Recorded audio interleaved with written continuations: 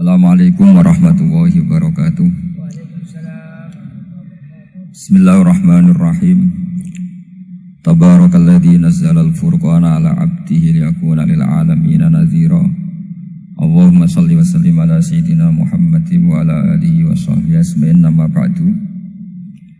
Yang sangat saya hormati Habib Hasan Toha Putra Al-Munawwar, Bapak Rektor, Bapak Direktur RSI, semua pengurus yayasan yang saya hormati, juga teman-teman baik yang putra maupun putri yang kami hormati. Ini ngaji bareng ya, terus ini bukan acara diskusi tapi acara apa? Saya mau ngaji tentang ayat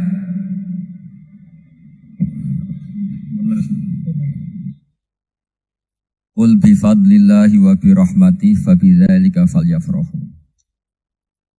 Ajarkan Muhammad atau katakan Muhammad pada umatmu, sebaiknya atau seharusnya mereka hanya gembira dengan melihat fadlnya Allah dan rahmatnya Allah. Ini harus kita pahami mulai dari konstruksi yang paling pokok, yaitu akidah.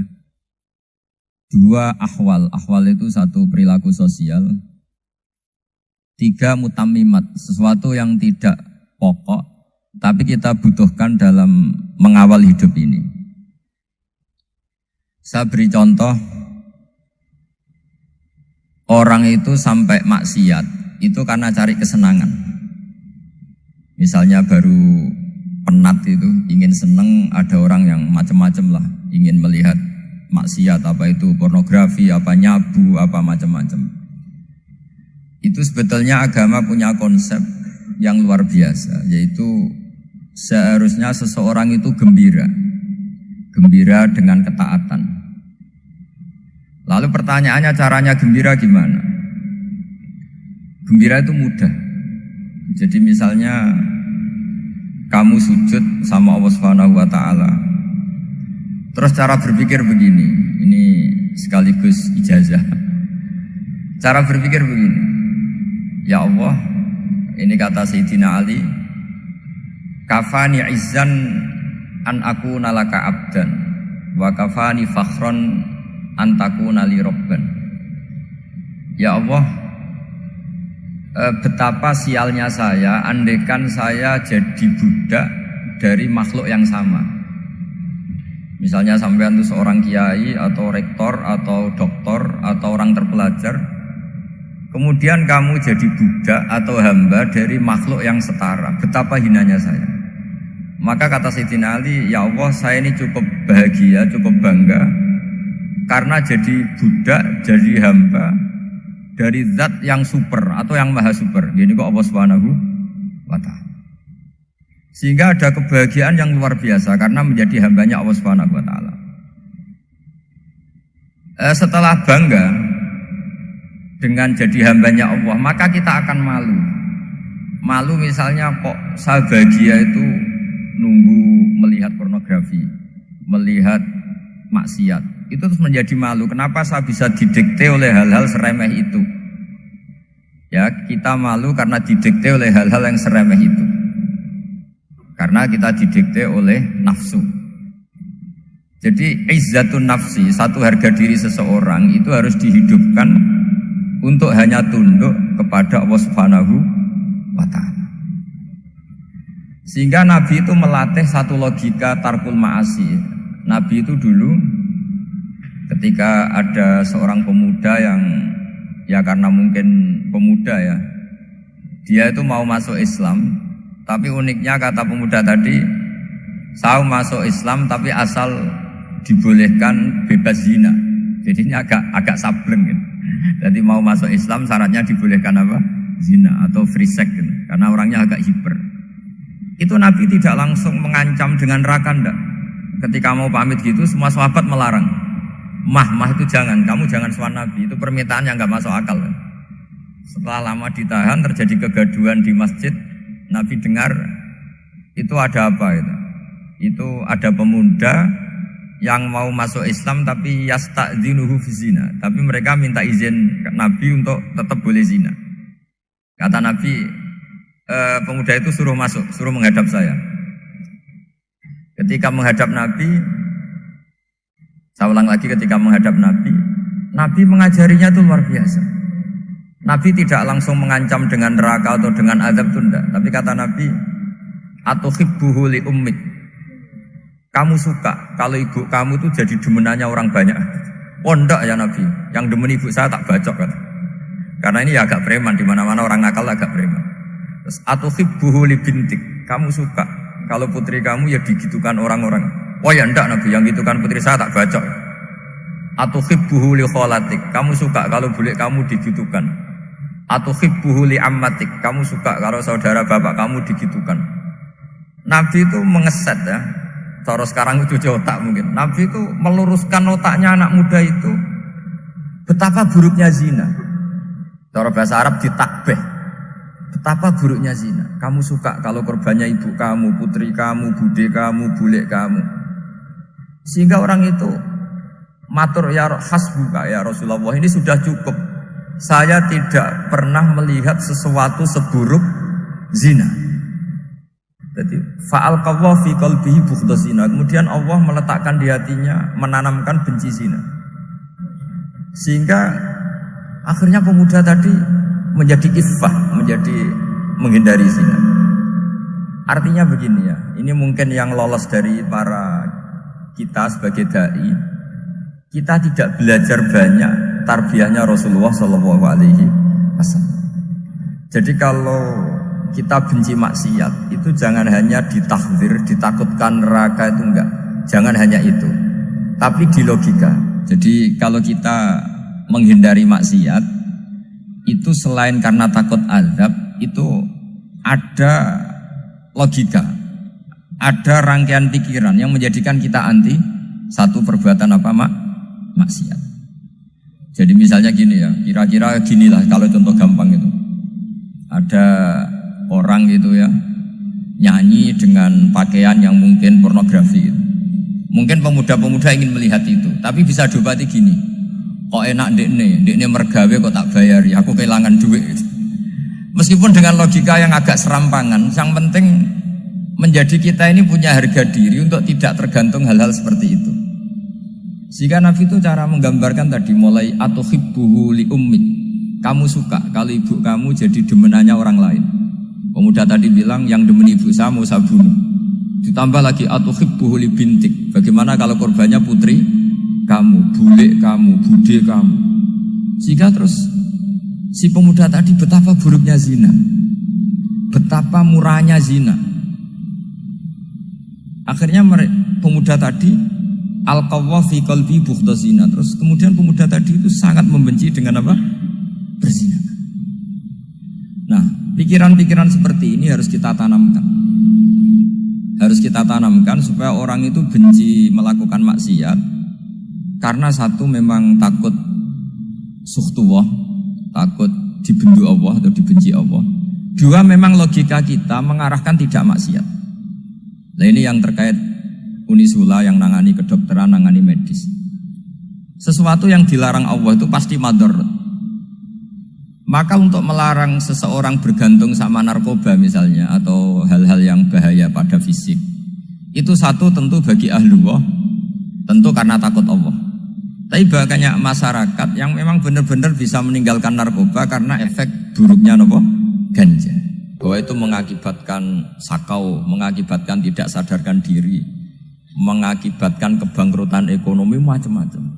Sehingga mereka benar-benar benci sama yang namanya narkoba.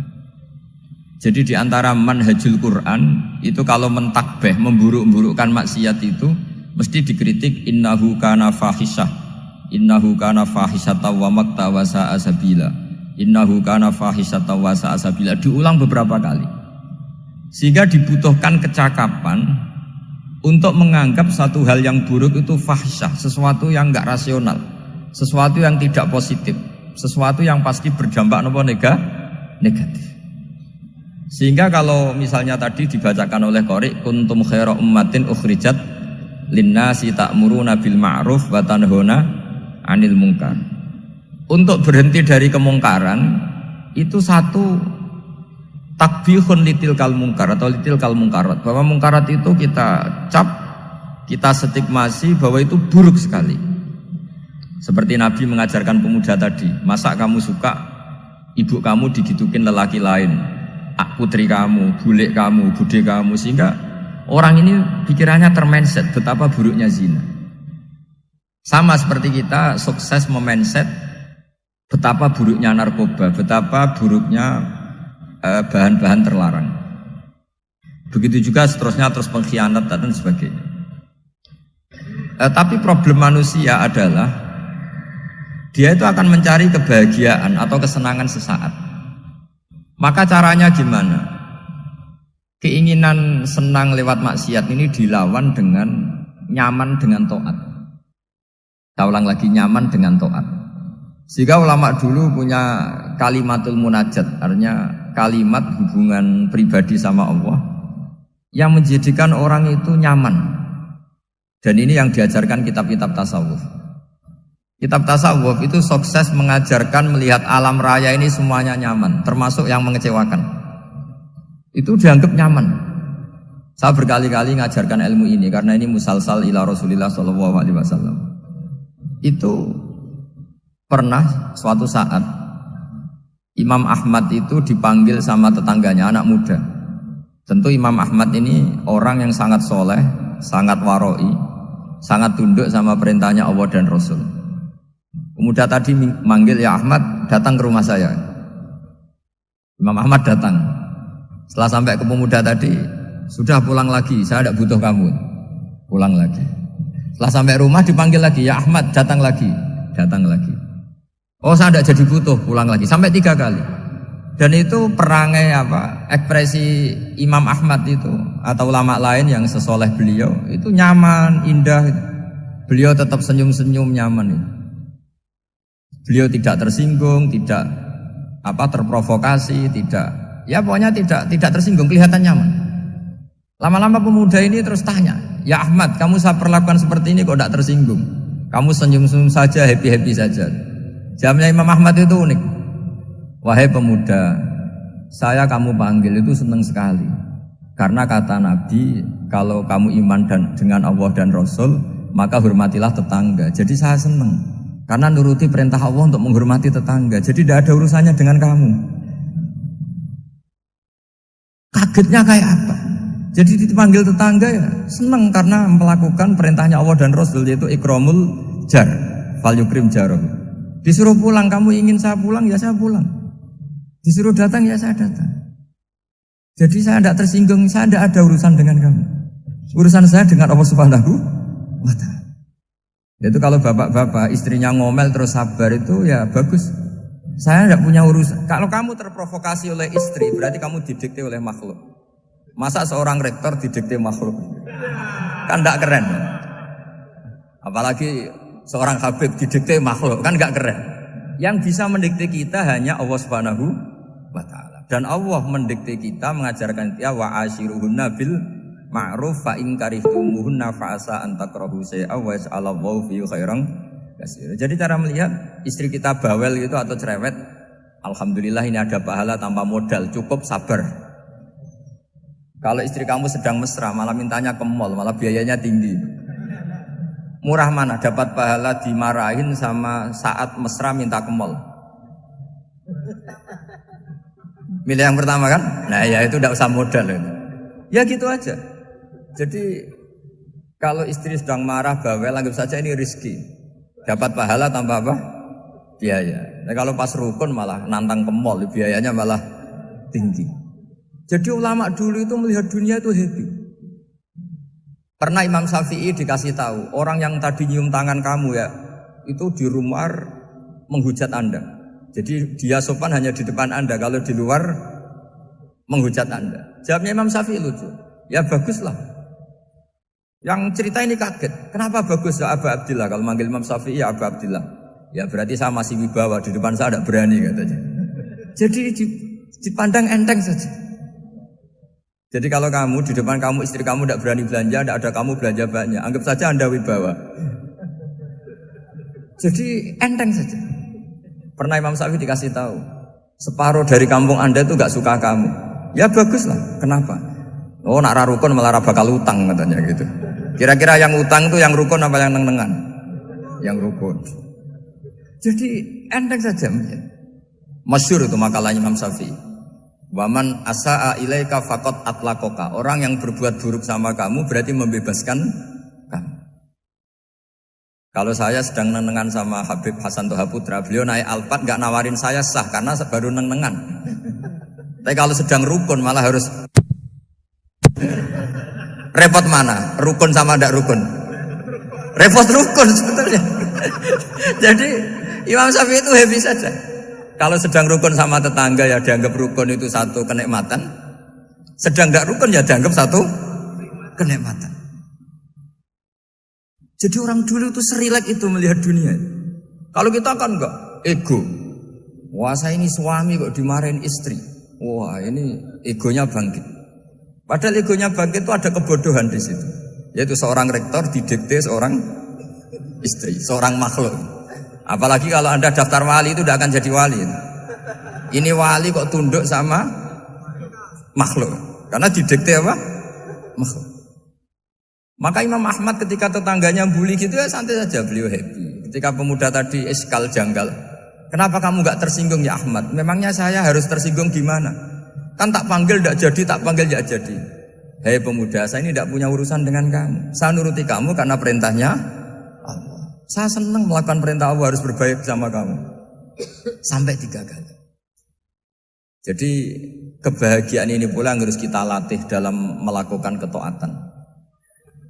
Tapi memang obsesi saya terbesar atau cita-cita saya terbesar memang setiap ngaji saya ingin orang mukmin semuanya itu bahagia. Dengan bahagia itu mereka tidak neko-neko ingin mencari kebahagiaan lewat jalur apa maksiat. Sehingga dalam konstitusi ulama yang ditulis di kitab-kitab usul fikih, dan itu kitab yang saya kaji, selalu saya kaji, itu membela-bela sesuatu yang mubah itu sampai luar biasa. Karena melihat mubah itu, misalnya Anda tidur itu berstatus mubah, Anda bermain catur berstatus mubah, Anda rileks sama teman jagungan semalam dengan teman rektor atau dosen atau yayasan itu, melihatnya bukan mubah tapi tarkul maksiyah. Misalnya saya semalaman asik musamarah itu jagungan malam sama Habib Toha Al-Munawwar. Itu Allah ngitungnya bukan, wah ini jagungan ngalor ngidul tidak penting, itu enggak. Malam itu bahak tidak ke dugem, tidak ke tempat maksiat. Sehingga ada ulama yang mengatakan mubah itu enggak ada. Saya ulang lagi, mubah itu enggak ada. Kan umumnya ulama bagikan wajib, ya kan, haram gitu. Terus diantaranya mubah, sunat, makruh. Ada ulama yang mengatakan mubah itu tidak ada. Kenapa? Logikanya begini, itsma min mubahin illa wa yatahaqqaqu bihi tarku haramimma. Karena tidak ada mubah yang Anda lakukan kecuali saat itu pasti ditinggalkannya sebuah keharaman. Misalnya Anda sedang jagungan sama istri di luar, di rumah, asik di rumah semalaman. Mungkin bahas hal-hal yang ringan.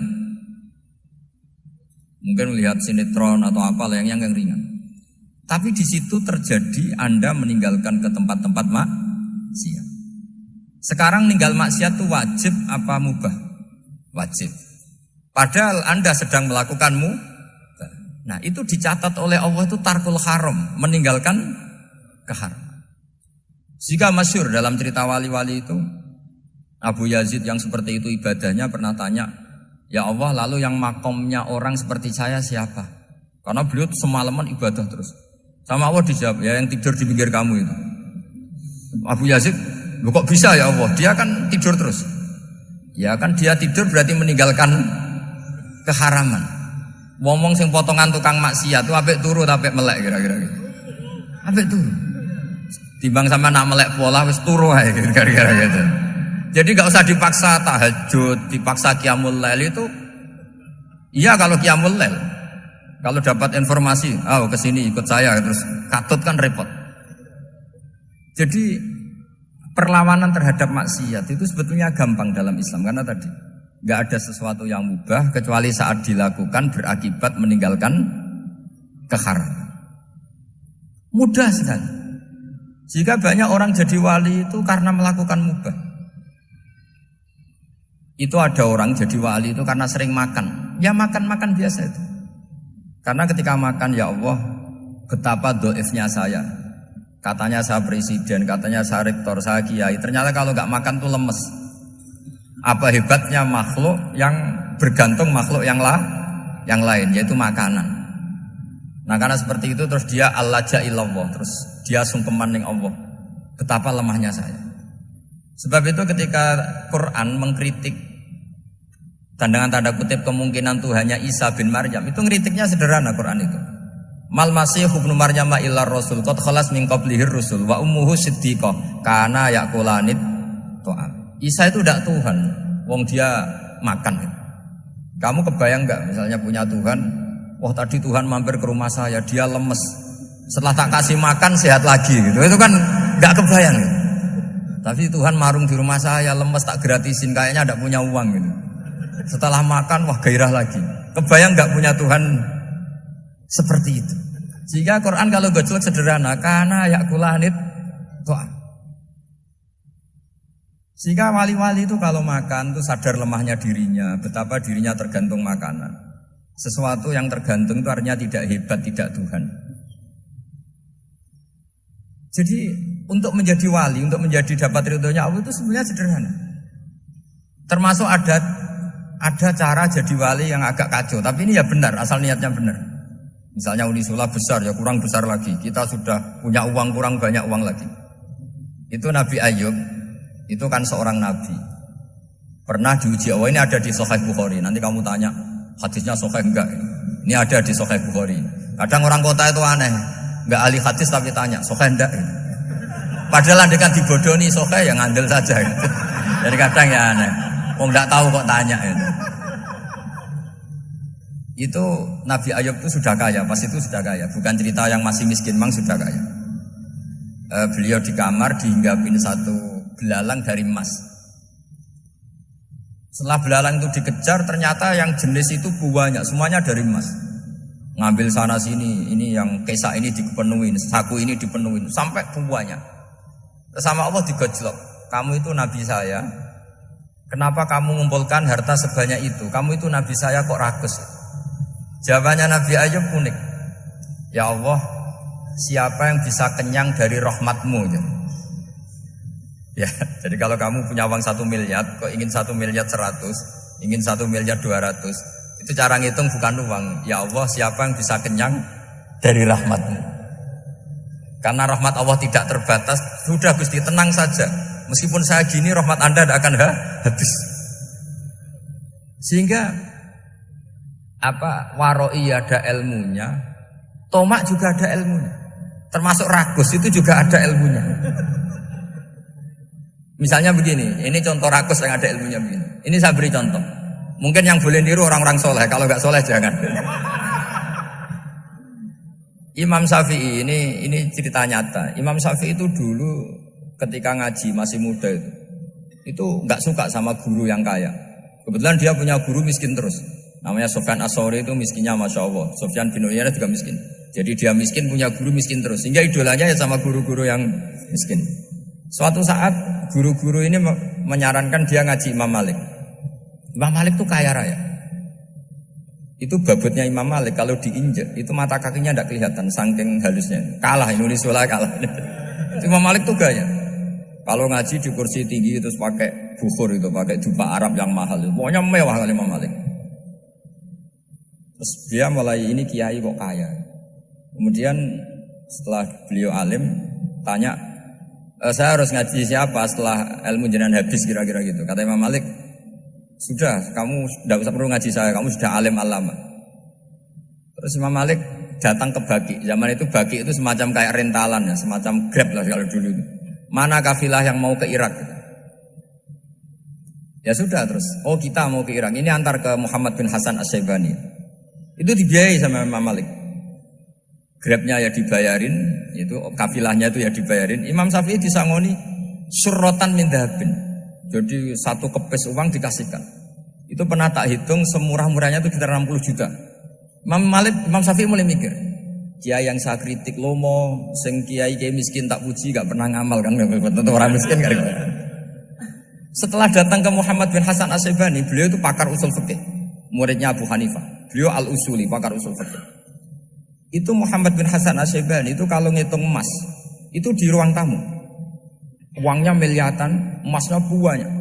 Dari kota ini dipindah ke kota ini, emas kalau ngitung di ruang tamu. Bukan di kamar, di ruang tamu. Imam Syafi'i tambah kaget. Imam Malik kayak gitu sudah saya soal, malah ini kaya raya. Setelah Imam Syafi'i kelihatan kaget, digojlok sama Muhammad bin Hasan Asy-Syaibani karena beliau senior. Ata'jabu min hadza, kamu aneh melihat ini? Iya. Kenapa? Ulama kok kaya raya. Terus kata Muhammad bin Hasan, ya sudah, uang ini tak kasihkan orang-orang fasik, binti gue demenan, gue nyabu, gue macam-macam. Oh jangan, nanti dipakai maksiat. Pun jenengan mawon sing sugih.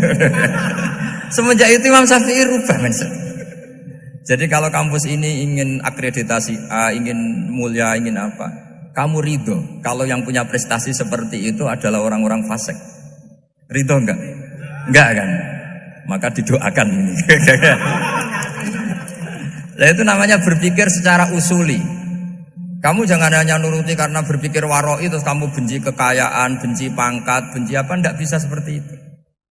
Karena pangkat dan kekayaan ketika dikelola secara kesolehan maka akan menjadi energi positif yang luar biasa. Semenjak itu Muhammad bin Hasan Asy-Syaibani berhasil mendidik Imam Syafi'i.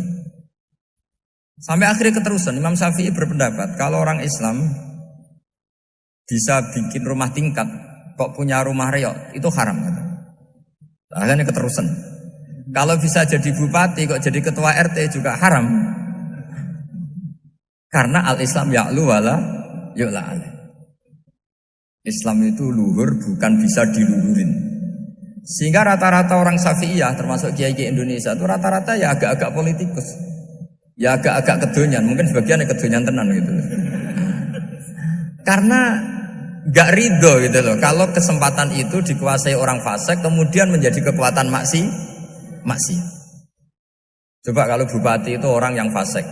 Kemudian programnya supaya rakyat seneng semalaman dangdutan yang purno misalnya. Supaya rakyat seneng dibolehkan dugem, dibolehkan judi. Tapi kalau yang jabat orang soleh kan ada beberapa perda yang menolak penyakit apa? Masyarakat. Jadi kamu jangan melihat bahwa kepangkatan ini hanya sebagai alat korupsi, alat otoriter, enggak. Asal kena orang soleh, maka ini menjadi energi kesolehan atau energi positif. Sebab itu ketika Allah muji para nabi yang soleh, diantaranya disifati apa? Faqad ataina ala Ibrahim al-kitab wal hikmata, terus ayat wa atainahum mulkan azim. Dan Nabi Ibrahim dan keluarganya tak kasih kerajaan yang besar. Nah sekarang masih banyak orang yang cara pandang ngapain bikin unisula yang megah, ngapain berambisi punya akreditasi A dan sebagainya. Menyoal seperti itu salah secara usul fikih. Karena cara usul fikih kesempatan yang baik tentu harus diperjuangkan oleh orang-orang yang soleh. Karena ini supaya jadi otoritas yang positif. Itu dulu ada latihannya. Jadi orang dulu itu gampang sekali ketika milih miskin ditanya, kenapa miskin? Saya ingin hisab saya ringan. Tapi ketika mereka kaya yang soleh, supaya harta ini tidak dipakai orang yang nanti dipakai maksiat. Kita misalnya orang soleh kok mau pangkat, karena kita ada ridho, kepangkatan itu dipegang orang maksiat, kemudian menjadi energi maksiat. Begitu juga seterusnya. Maka ulama dulu itu rileks. Sampai Syekh Nawawi Al-Bantani itu nanti bisa dicek di tafsir Qul hal yastawil ladzina ya'lamuna wal ladzina la ya'lamun. Beliau muji-muji ulama. Kemudian ada seorang yang agak hasud mungkin. Tanya begini. Hebatnya ulama itu begini-begini. Terus ditanya, tapi kenapa kita sering melihat ulama ngantri proposal di rumahnya bupati kan? Sementara bupati nggak pernah datang ke ulama ngaji ihya. Jawabannya Imam Syekh Nawawi itu unik. Ya karena ulama itu tahu gunanya uang, sehingga nyari uang untuk pondok, untuk masjid. Sementara bupatinya tidak tahu gunanya ilmu, maka tidak pernah ngaji. Jadi ya ringan saja. Jadi ya sudah seperti itu. Jadi kalau ada ulama kedonyan, anggap saja karena tahu gunanya uang. Jadi kenapa ulama ngantri di kabupaten, bukan bupati ngantri di ulama? Jawabannya, karena ulama tahu gunanya uang. Sementara bupatinya nggak tahu gunanya ilmu. Ya, kira-kira gitu lah. Ada ustadz tidak ganteng, kesensem rondo cantik. Karena tahu gunanya ustadz itu. Artinya tahu gunanya kalau saya nikah nanti punya anak jadi gus. Kan dia kiai gitu. Tapi rondone raro gunanya dia karena miskin gitu. Jadi ulama dulu itu rileks. Rileks. Menafsirkan apa saja itu rileks. Termasuk saat terpojok. Itu rileks. Karena semuanya dianalisis pakai ilmu. Sehingga ciri utama wali itu apa? Ala inna awliya Allahi la khaufun alaihim walahum yahzanun. Enggak ada rasa takut, enggak ada rasa gampang. Karena melihat sesuatu itu gampang saja. Saya ulang lagi, melihat sesuatu itu gampang saja, ringan. Saya beri contoh ya, betapa pentingnya mindset ya, cara berpikir. Orang itu menjadi kikir itu karena nganggap hidup itu lama dan uang itu penting. Kalau zaman Nabi itu sederhana kalau melihat hidup. Pernah suatu saat Nabi itu punya jatah makan. Karena Nabi itu hidupnya juga pas-pasan. Jadi Nabi itu unik. Beliau di satu sisi kaya raya, bisa ngrumat Abu Hurairah, Ammar, Suhaib. Ashabu Sufa itu dirawat Nabi semua. Itu kan kaya, bisa ngerawat sekian orang. Tapi di sisi yang lain untuk pribadinya beliau miskin. Kadang nggak bisa makan hari itu. Tapi di saat yang sama bisa merawat Ahlus Sufa. Jadi keliru kalau orang hanya cerita Nabi itu miskin, untuk makan dirinya aja susah. Itu keliru. Kelirunya kalau tidak diteruskan, tapi Nabi mampu menghidupi ahli sufa. Singkat cerita jatah makannya Nabi itu dikasihkan orang ketika Nabi tanya, ya Aisyah, makanan jatah saya di mana? Oh ya Rasulullah, tadi ada orang minta tak kasihkan, maka makanan itu habis. Apa kata Nabi? Kamu salah Aisyah. Yang kamu kasihkan itu justru yang masih. Ya, yang kamu kasihkan itu justru yang masih. Sehingga Nabi menganggap, makanya Nabi terus ngendikan. Ya kalau mukhatabnya lelaki ya kira-kira begini. Wahal laka min malika illa ma akalta fa'afnaita walabista fa'ablaita. Terus hanya wa tasaddaqta fa'abqaita kata Nabi. Harta kamu ya kamu makan kemudian ke WC jadi kotoran atau punya pakaian mewah nanti rusak. Wa tasaddaqta fa'abqaita. Ada yang kamu sedekahkan yaitu yang abadi sampai akhir. Sehingga banyak pengusaha yang mencintai saya setelah tak ajari hadis itu, misalnya punya uang 1 miliar karena dia spekulan atau pedagang rawan bangkrut, disedekahkan ke masjid 50 juta, yaitu yang abadi. Jadi kalau suatu saat bangkrut, dia masih punya uang 50 juta di akhirat. Jadi Nabi itu mengajari sedekah itu apa? Ya sedekah itu pengabadian uang. Kalau kita kan enggak, bilang sedekah itu nguras uang. Itu pikirannya setan dan pikirannya orang Islam. Itu cara berpikir setan, bukan cara berpikir umat apa. Sehingga Sayyid Ali Zainal Abidin itu kalau ada orang minta, kemudian beliau ngasih, itu beliau bilang gini, marhaban biman hamala zati ilal akhirah. Matur nuwun nggih jenengan sing beto sangu kula nate. Jadi dianggap teller saja. Orang yang minta uang beliau itu dianggap tukang nyatet bank ini. Karena sudah ditabungkan, ya sudah. Kalau kita kan enggak, wah pengemis tuh ganggu gini-gini. Kecuali pengemis profesi ya mungkin kita agak-agak enak. Mari zaman akhir tuh ada pengemis apa? Profesi, jadi repot. Terus tak beri contoh lagi kebahagiaan ketika kita milih Islam moderat. Islam kita diajarkan guru-guru kita, utamanya oleh guru kita Mbah Maimun. Saya juga sering ketemu beberapa ulama dunia termasuk Habib Umar. Saya juga ikut sowan ke sini pas beliau sama Habib ini Hasan Toha Putra di sini sama orang-orang moderat. Itu cara berpikir juga luar biasa indah. Beliau pernah cerita ya, beberapa ulama lah, banyak yang cerita itu. Saya pernah diceritani seorang alim ketika ada orang ekstremis itu mau ngebom di tempat maksiat. Kebetulan yang maksiat itu kebanyakan ya orang Islam. Karena di negara yang mayoritas Islam. Ditanya sama Syekh Sa'rawi. Syekh Sa'rawi itu mufassir top di mana? Mesir. Ini mau tak habisin karena mereka orang Islam kok maksiat terus. Terus ditanya sama Imam Sa'rawi, laumatu ala khini ma'asihim aina masiruhum. Kalau mereka mati dalam keadaan maksiat, mereka kemana? Ya ilan nar, mereka pasti masuk neraka. Terus ditanya sama Imam Sa'rawi, wahal masiruhum ilan nar muradun nabi amla. Punya umat maksiat kemudian mati masuk neraka, itu yang diinginkan Nabi apa enggak? Ya tidak aja. Ya sudah, ndak usah dibom, ditunggu tobatnya kata. Karena kalau mati dalam keadaan itu ke neraka dan itu tidak yang diinginkan Rasulullah Sallallahu Alaihi Wasallam. Terus ekstremis ini menjadi tobat, tidak berpikir ekstremis mas. Jadi orang itu harus berpikir mindset yang baik. Meskipun kadang berpikir baik itu ya agak-agak kacau. Ada seorang wali majdub itu kalau berdoa agak kacau, tapi nggak bisa dibantah. Masyhur itu doa itu. Ini sekaligus ijazah, tapi kalau sebelum wali nggak boleh. Itu datang ke makamnya Rasulullah SAW. Terus doanya itu begini. Ya Allah, sekarang terserah engkau. Ya Allah, sekarang terserah engkau. Jika saya kamu jadikan orang soleh, jika saya engkau jadikan orang soleh, maka surra habibuk, maka kekasihmu ini senang. Yang susah musuhmu yaitu setan. Tapi kalau engkau menjadikan saya orang fasik, maka yang susah kekasihmu, yang senang musuhmu. Jangan punya dua pilihan itu.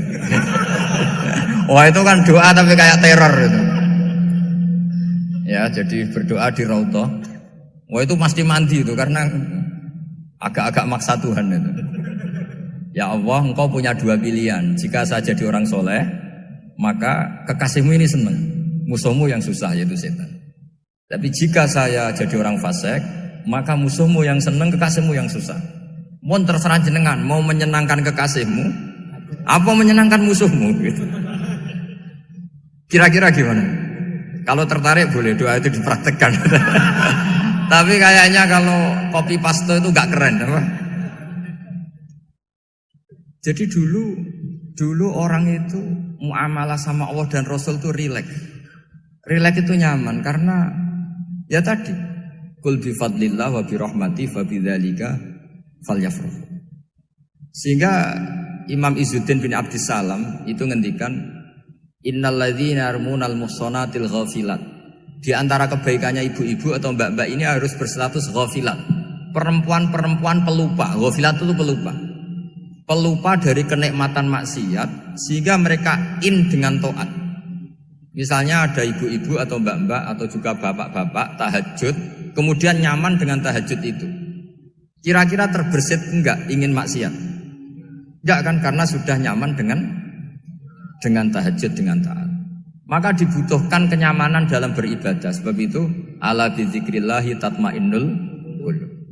Makanya saya termasuk kiai yang setiap ngaji itu happy, seneng. Karena ini untuk kampanye, seneng dengan ngaji, dengan taat itu sudah luar biasa. Kayak apa kalau mereka senengnya kalau nunggu melakukan maksiat. Jadi termasuk bentuk perlawanan kita terhadap maksiat adalah usahakan kamu tuh bahagia, senang dengan taat. Istiqnas billah, mu'anasah billah, farah billah, itmi'nan tumakninah billah. Sehingga ini mencukupkan kita tidak berkebutuhan maksiat. Meskipun kita ya manusia, pasti suatu saat atau sudah pernah maksiat. Serasa diceritakan lah, itu mesti gitu. Lah orang-orang dulu itu orang yang sukses mengelola bahagia ma'allah wa billah walillah. Sehingga wali-wali dulu itu jadi wali itu tidak mesti karena ibadahnya banyak itu enggak. Mereka orang yang ibadahnya itu biasa. Biasa-biasa sekali. Ulama-ulama dulu ibadahnya biasa sekali. Tapi qulubuhum ma'allah, hatinya itu ma'allah. Itu ada seorang wali itu jadi wali, Umar bin Abdul Aziz yang dikenal khamisul khulafa. Khamisul khulafa. Di luar khulafa ar-rasyidin 4, di antara yang soleh adalah siapa? Umar bin Abdul Aziz. Itu ketika mau meninggal, itu senangnya bukan main. Itu semuanya nangis, beliau senang. Terus tanya, kenapa kamu senang? Memangnya saya kalau mati itu kemana aja? Ila khairi madhubin ilah, kezat terbaik. Dibang urip mbek kowe bolet atau mbek arhamur rahimin gitu. Yaitu Allah Subhanahu wa taala. Jalaluddin Ar-Rumi ketika mau meninggal itu muridnya nangis semua, beliau marah. Kamu harusnya pesta karena saya mau ketemu kekasih saya, malah kamu tangisi. Goblok sekali kamu katanya. Jadi orang-orang dulu itu luar biasa. Karena tadi mereka tidak ingin ketemu Allah itu dianggap problem. Harus sesuatu yang membahagiakan. Makanya wali-wali itu kalau berdoa begini.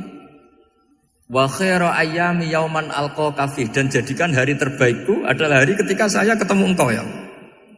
Pernah pernah dengar doa itu? Wa khairu ayyami yauman alqaka fih, dan hari terbaikku adalah hari saat ketemu engkau. Aman kan enggak? Sampai mati ku wedi. Saya tidak tahu wedi dosa apa wedi Israel apa wedi malaikat siapa? Mungkar nakir. Sebenarnya tidak perlu seperti itu. Karena cara pandang Nabi itu ini bisa dipraktekkan. Kalau kamu orang baik, mati artinya apa? Ya baik. Karena husnul khotimah. Kalau kamu orang yang buruk, itu kata Nabi, anggap saja mati itu akhir dari keburukan kamu. Nak kowe urip terus malah maksiat terus. Maka Nabi itu kalau ngajari kita berdoa gini, Allahumma ij'alil hayata ziyadatan li fi kulli khairin wal mauta rohatan li min kulli syarri. Ya Allah, kalau saya hidup ya anggap saja ziyadah fi kulli khairin, berpotensi nambahi kebaikan. Kalau saya mati anggap saja ini akhir dari segala keburukan. Maka saya berkali-kali guyon. Makanya tradisi ulama-ulama NU, ulama-ulama pesantren, ya ada hanya NU, pokoknya ulama-ulama alim. Itu kalau ada orang mati, orang nakal gitu mati, ini saya gitu. Itu hadirin mesti gak terima. Wah, api enang itu orang wakal. Tapi dipaksa sama kiainya, saya gitu. Lama-lama dipaksa. Saya gitu. Padahal yang hati ini kiai, wis ra iso maksiat meneh, wis saya gitu. Karena dengan mati berarti saya sudah tidak bisa maksiat lagi. Jadi Nabi melihat hidup dan mati itu segampang itu. Kalau al-hayata ziyadatan li fi kulli khairin wal mauta rohatan li min kulli syarr. Coba kita ke depan itu kan ada potensi zina, potensi korupsi, potensi maksiat. Yang bisa menghentikan potensi itu apa coba? Mati ya, udah pinter dia. Sudah maju berarti kan. Berani mati. Berani. Tapi jangan di sini ngel-ngelo panitia nanti. Ya. Artinya yang selama ini kita risau dengan kematian, dengan apa? Nabi ngajari kita tadi. Allahumma ij'alil hayata ziyadatan li fi kulli khairin wal mauta rohatan li min kulli syarr. Ya Allah, jadikan hidup ini sebagai bekal menambah kebaikan, dan suatu saat kalau saya mati, semoga itu akhir dari segala keburukan. Jadi artinya Nabi itu ngajari kita itu positif terus. Sama seperti ulamanya tadi. Nak lagi rukun mbek tonggo ya sanggep ae kanca kaapian. Nak nenengan ben ra utang ngoten. Dadi pokoke penak terus itu. Nak bojo lagi ngamuk alhamdulillah gak ngajak blonjo. Nak pas rukun ya alhamdulillah kok lagi rukun. Jadi gampang semua. Makanya ada seorang alim itu ngendikan begini, ada yang tanya. Saya tuh dulu ketika kaya, teman saya sering main ke saya. Setelah saya miskin gak ada teman-teman yang ke saya. Dikira si Habib ini kebetulan orangnya Habib itu mendukung keluhan dia. Ternyata enggak. Si orang alim itu bilang gini, malah bagus toh gitu. Kowe wis melarat buruhe wong. Ya sudah kamu miskin buruhnya orang lain. Misalnya tukang manol di pasar atau tukang becak. Kemudian teman-teman kamu datang, malah kamu malu tuh jadi tontonan.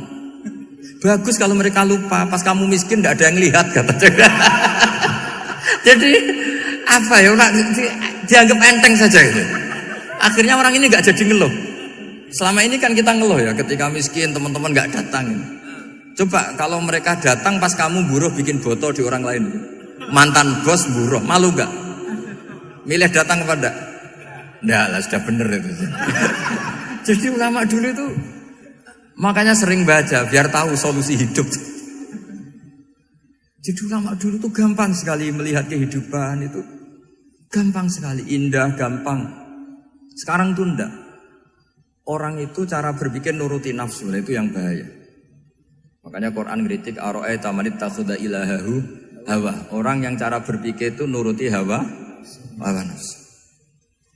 Kalau zaman Nabi, zaman sahabat, zaman ulama itu enggak seperti itu. Sehingga cara berpikir itu mudah. Makanya kata Nabi, absyiru ya ma'sarul muslimin, kata. Kamu harus senang ya ma'sarul muslimin. Allah sekarang buka pintu langit yang sebelumnya enggak pernah dibuka.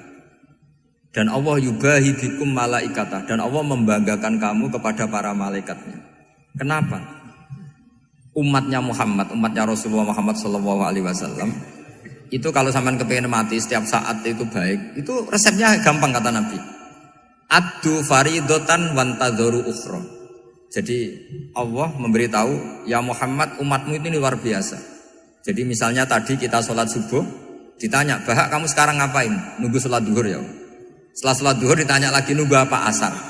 Sehingga faman kanat hijratuhu ila Allah wa rasulih fa hijratuhu ila Allahi. Jadi kalau ya sudah ini tak ijazahkan. Kalau setelah sholat subuh nunggu apa? Duhur. Setelah duhur nunggu. Sehingga ketika kita mati itu statusnya penunggu sholat. Tapi kamu kan enggak miskin. Kenapa? Penunggu kaya. Ya itu enggak masuk surga itu. Penunggu kemapanan. Berarti kan menunggu sesuatu yang seleranya nafsu. Beda kalau penunggu sholat. Berarti kamu di dunia menunggu ritual ibadah. Maka di antara ijazahnya Nabi apa? Addu faridotan wantazuru ukhra. Melakukan satu fardu. Kemudian kita menunggu tugas berikutnya. Jadi niati saja setelah subuh nunggu apa? Duhur. Setelah duhur, meskipun kita di perapatan, apa? Nunggu asar. Tapi ya asar betul, jangan nunggu tok pas asar ndak. Jadi sebetulnya umat ini gampang sekali. Jadi di antara kebanggaan Allah, yubahi itu Allah bangga dengan malaikatnya adalah umat ini adalah addu faridotan wantazuru ukhra, melakukan satu fardu kemudian menunggu fardu yang lain. Dari mengkhidmati kampus, ingin mengkhidmati masyarakat, dari satu masyarakat lokal Semarang menjadi sampai sekarang sampai Banjarmasin, Unisula mau bikin kampus di sana terus gitu. Dari satu tugas ke tugas yang lain. Makanya Islam diajarkan setelah satu tugas selesai, faida faruh tafan. Jadi sehingga hidup kita itu dinamis. Dari satu kebaikan menunggu kebaikan lain, dari satu kebaikan menunggu. Sehingga hidup kita ngapain?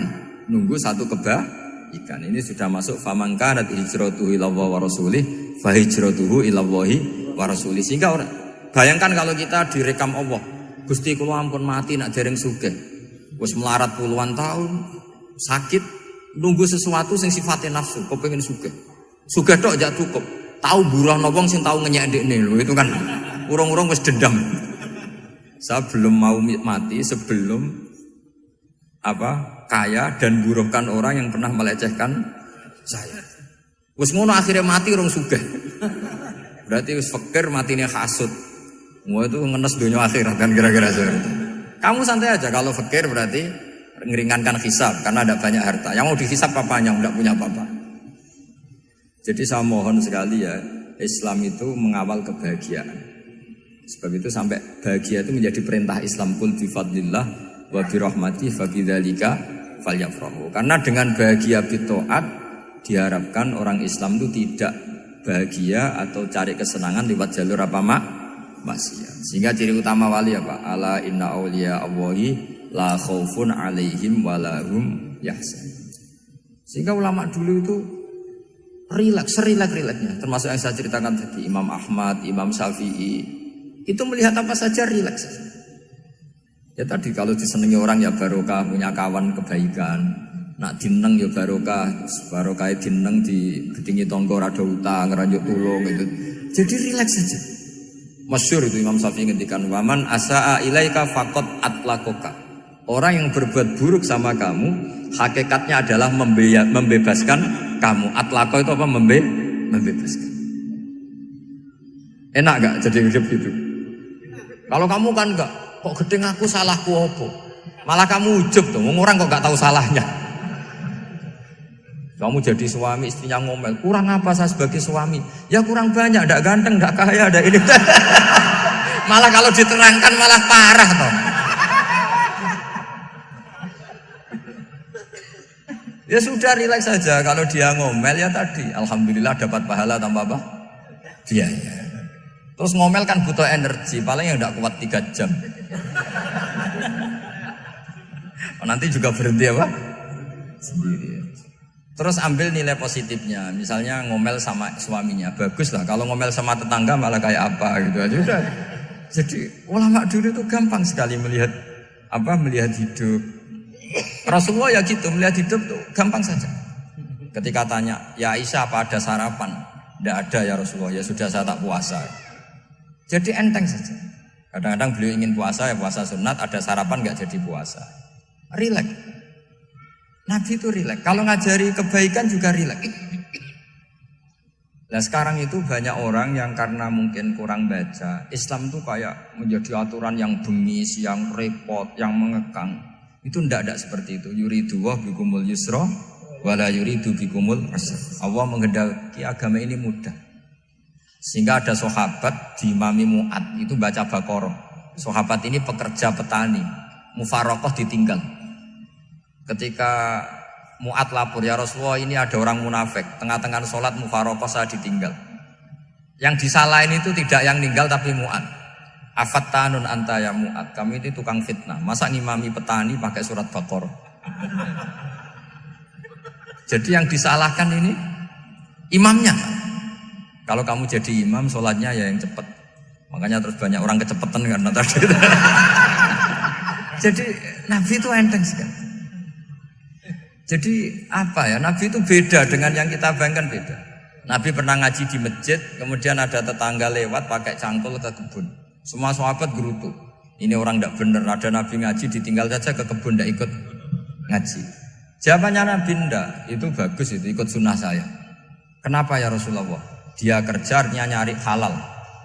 Dan untuk menghidupi keluarganya itu juga ajaran saya. Sehingga yang ngaji ya ajarannya Nabi, yang enggak ngaji karena kerja mencukupi keluarga juga ajarannya Nabi. Segampang itu. Oh, kalau kayaknya kamu kan, wes gak roh akhlak kan gitu. Nabi rileks saja nggak gini. Sampai bisa lihat itu di Ihya, di bab Fadhailul Kasbi. Makanya ini penting sekali supaya orang itu berpikir Islam atau mendakwahkan Islam itu berdasar sanad.